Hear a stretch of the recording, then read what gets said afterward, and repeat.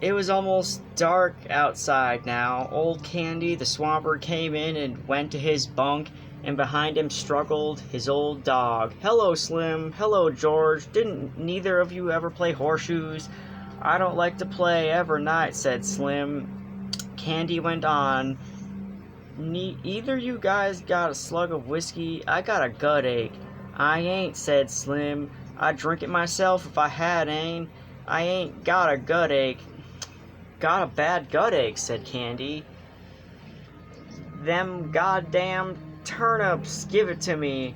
I knowed they was going to before I ever eat 'em." The thick-bodied Carlson came in out of the darkened yard. He walked to the other side of the bunkhouse and turned on the second shaded light. "Darker'n hell in here," he said. "Jesus, how that N can pitch shoes." "He's plenty good," said Slim. "Damn right he is," said Carlson. "He don't give nobody else a chance to win." He stopped and sniffed the air, and still sniffing, looking down at the old dog.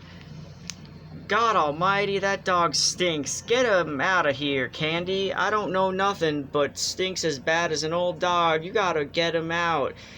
Candy rolled to the edge of the bunk. He reached over and patted the ancient dog, and he apologized. "I've been around him so much, I never noticed how he stinks." "Well, I can't stand him in here," said Carlson. That stink hangs around even after he's gone." He walked over with his heavy-legged stride and looked down at the dog. "Got no teeth," he said. "He's all stiff with rheumatism. He ain't no good to you, Candy, and he ain't no good to himself. Why ain't you shoot him, Candy?" Oof. The old dog squirmed uncomfortably. "Well, hell, I had him so long. Had him since he was a pup. I herded sheep with him," he said proudly. "You wouldn't think to look at him now, but he was the best damn sheepdog I ever had seen."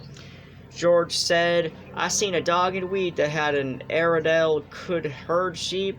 Learned it from the other dogs." Carlson was not to be put off. "Look, Candy, this old dog just suffers hisself all the time. If you was to take him out and shoot him right in the back of the head," he leaned over and pointed, "right there, why, he'd never know what hit him." Candy looked about unhappily. "No," he said softly. "No, I couldn't do that. I had him too long." He don't have no fun," Carlson insisted, "and he stinks to beat hell. Tell you what, I'll shoot him for you. Then it won't be you that does it." Candy threw his legs off the bunk. He scratched the white double whiskers on his cheek nervously. "I'm so used to him," he said softly. "I had him from a pup." "Well, you ain't being kind to him by keeping him alive," said Carlson. "Look, Slim's bitch got a lighter right now. I bet Slim would give you one of them pups to raise up. Wouldn't you, Slim?" The Skinner had been studying the old dog with his calm eyes. "Yeah," he said, you can have a pup if you want to." He seemed to shake himself free for speech. "Carl's right, Candy. The dog ain't no good to himself. I wishin' somebody would shoot at me if I had gotten that old and crippled." Candy looked helplessly at him, for Slim's opinions were law. "Maybe it'd hurt him," he suggested. "I don't mind taking care of him." Carlson said, "The way I'd shoot him, he wouldn't feel nothing. I'd put the gun right there." He pointed with his toe, right back of the head. He wouldn't even quiver. Candy looked for help from face to face. It was quite dark outside by now. The young laboring man came in. His slopping shoulders were bent forward, and he walked heavily on his heels, as though he carried the invisible grain bag. Oh my God. He went to his bunk and put his hat on his shelf. Then he picked a pulp magazine from his shelf and brought it to the light over the table. "Did I show you this, Slim?" he asked. "Show me what?" The young man turned to the back of the magazine, put it down on the table, and pointed with his finger. "Right there, read that." Slim bent over it. "Go on," said the young man. "Read it out loud." Dear editor, Slim read slowly, I read your mag for 6 years and I think it is the best on the market. I like stories by Peter Rand. I think he is a wingding. Give us more like a dark rider. I don't write many letters. Just thought I would tell you I think your mag is the best dime's worth I ever spent. Slim worked up questioningly. What you want me to read that for? Wit said, Go on, read the name of the bottom. Slim read, Yours for success, William Tenner. He glanced up at the Wit again.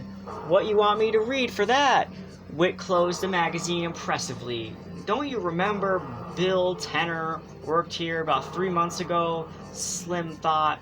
Little guy? He asked. Drove a cultivator? That's him, Wit cried. That's the guy.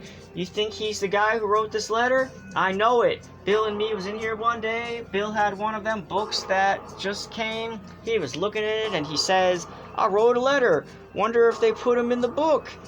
But it wasn't there, Bill says. Maybe they've saving it for later. And that's just what they done. There it is. Guess you're right, said Slim. Got it right in the book. George held out his hand for the magazine. Let's look at it. Wit found the place again, but it did not surrender his hold on it. He pointed out the letter with his forefinger, and then he went on his box shelf and laid the magazine carefully on it. I wonder if Bill's seen it, he said. Bill and me worked in that patch of field peas, run cultivators, both of us. Bill was a hell of a nice fella. During the convention, Carlson had refused to be drawn in. He continued to look down at the old dog. Candy watched him uneasily. At least Carlson said, If you want me to I'll put old devil out of his misery right now and get it over with. Ain't nothing left for him. Can't see, can't even walk without hurting. Candy said hopefully, You ain't got no gun. The hell I ain't. Got a lugger, it won't hurt him none at all. Candy said, Maybe tomorrow. Let's wait till tomorrow. I don't see no reason for it, said Carlson. He went on his bulk, pulled his bag from underneath it, and took out a Luger pistol. Let's get it over with, he said. We can't sleep with him stinking around in here. He put the pistol in his hip pocket. Candy looked a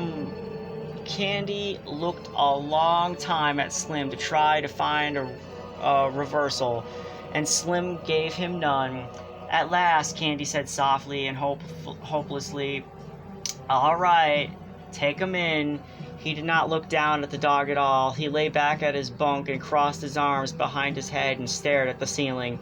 From his pocket, Carlson took a little leather thong. He stooped over and tied it around the old dog's neck. All the men except Candy watched him. Come, boy, he said gently, and he said apologetically to Candy, He won't ever feel it.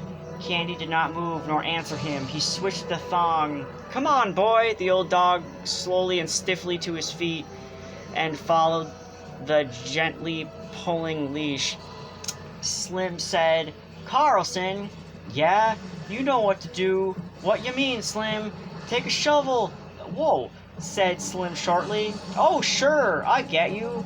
He led the dog out into the darkness. George followed to the door and shut the door and set the latch gently in its place. Candy lay rigidly on his bed, staring at the ceiling. Slim said loudly, One of my lead mules got a bad hoof. Got to get some tar on it. His voice trailed off. He went silent outside. Carlson's footsteps died away. The silence came into the room, and the silence lasted. George chuckled. I bet Lenny's right out there in the barn with his pup. He won't want to come in here in no more now that he's got a pup. Slim said, Candy, you can have one of them pups you want. Candy did not answer. The silence fell in the room again. It came out of the night and invaded the room. George said, Anybody like to play with a little euchre? I don't know what that means. I'll play out a few with you, said Wit. They took places opposite each other at the table under the light, but George did not shuffle the cards. He rippled the edge of the deck nervously, and the and the little snapping noise drew the eyes of all the men in the room so that he had stopped doing it. The silence fell on the room again. The minute passed, and another minute. Candy lay still, staring at the ceiling. Slim gazed at him for a moment and then looked down at his hands. He subdued one hand with another and held it down. There came a little gnawing sound from under the floor, and all the men looked down toward it gratefully. Only Candy continued to stare at the ceiling. "Sounds like there was a rat under there," said George. "We ought to get a trap door there." Whit broke out. "What the hell's taking him so long? Lay out some cards, why don't you? We ain't going to get no Eureka played this way." George brought the cards together tightly and studied the backs of them. The silence was in the room again. A shot sounded in the distance. The men looked quickly at the old man. Every head turned toward him. For a moment he continued to stare at the ceiling. Then he rolled slowly over and faced the wall and lay silent. George shuffled the cards noisily and dealt them. Whit drew a scoring board to him and set the pegs to start. Whit said, "I guess you guys really come here to work." What do you mean?" George asked. Whit laughed. "Well, you come on Friday, you got 2 days to work till Sunday." "I don't see how you figure," said George. Whit laughed again. "You do if you've been around these big ranches much.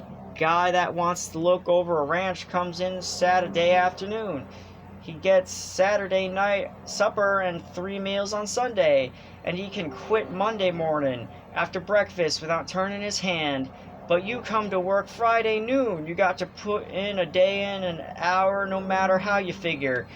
George looked at him levelly. "We're gonna stick around a while," he said.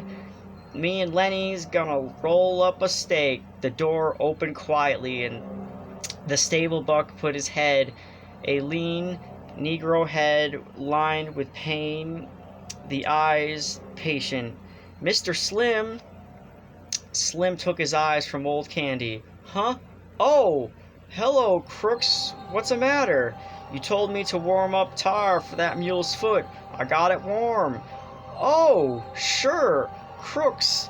I'll come right out and put it on. I can do it if you want, Mr. Slim." "No, I'll come do it myself." He stood up.